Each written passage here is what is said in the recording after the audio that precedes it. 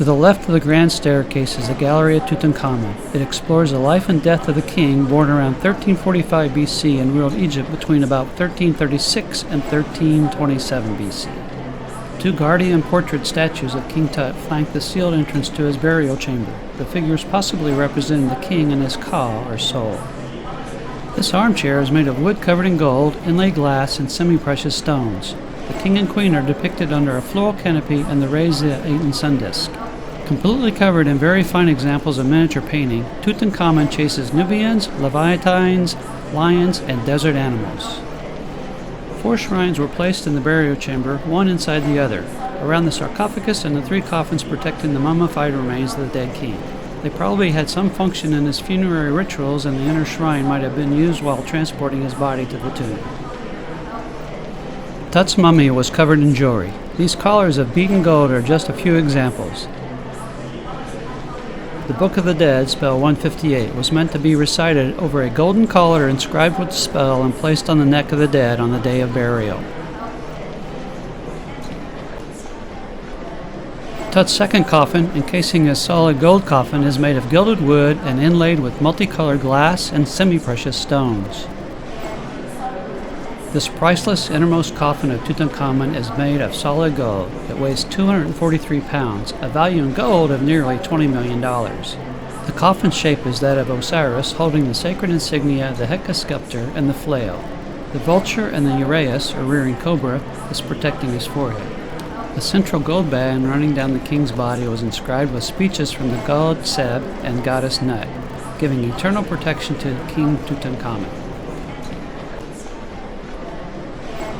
This ba bird shows the king's head on the body of a vulture, representing his mental strength and power among the gods.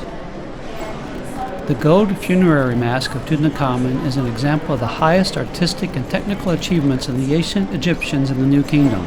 The exact portrayal of the king's facial features achieved here made it possible for his soul to recognize him and return him to his mummified body, thus ensuring his resurrection.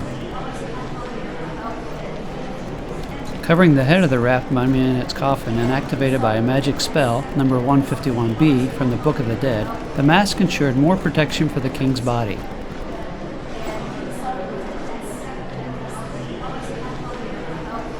On his brow is the kingly uraeus, the wajet or rearing cobra, representing Lower Egypt, combined with the vulture nekbet of Upper Egypt.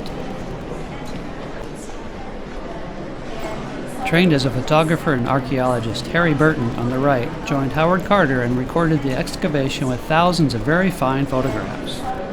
One of these artifacts is a scarab necklace. It is one of the finest of many pictorials found in King Tut's treasures. Hussein, a young boy at the tomb, was asked by Carter to put on the necklace for a photograph, because Carter liked the idea that the boy looked like Tutankhamun. If you had looked for King Tut's treasures 100 years ago, you would have struggled to find them.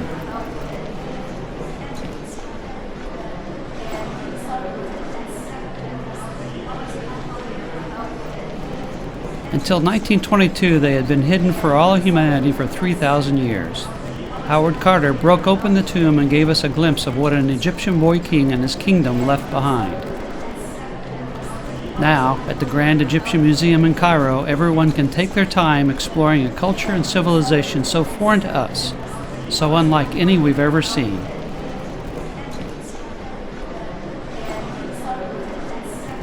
A place from long ago where master artists in stone, wood, and gold sculptured their way into our imagination for the eternity they had intended.